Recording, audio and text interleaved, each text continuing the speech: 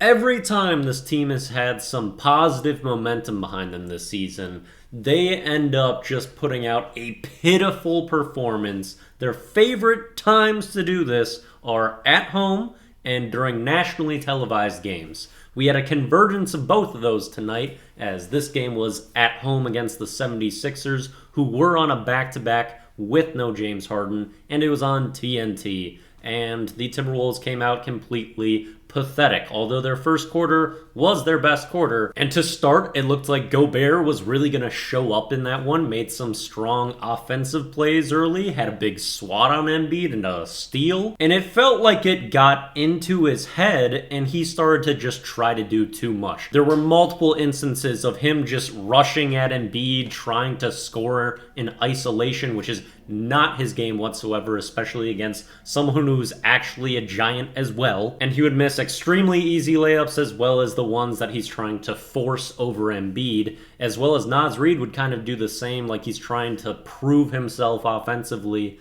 and would go after Embiid without much of a plan and rush things.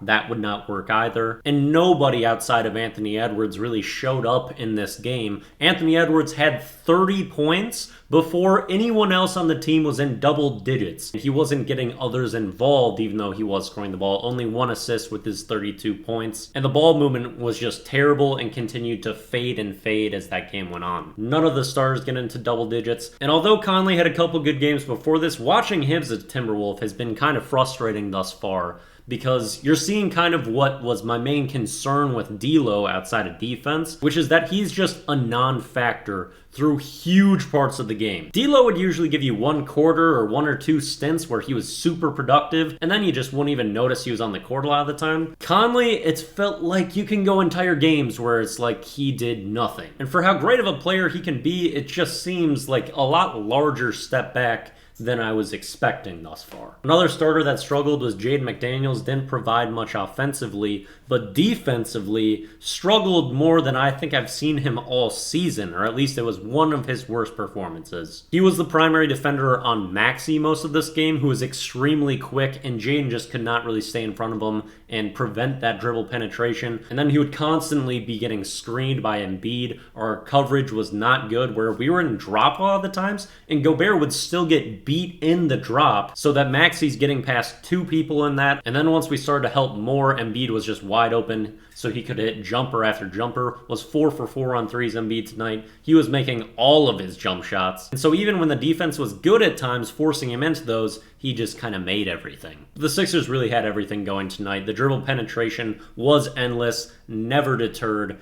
Just nothing going for the Wolves offensively, and yeah, defensively it was kind of a breakdown at every single level.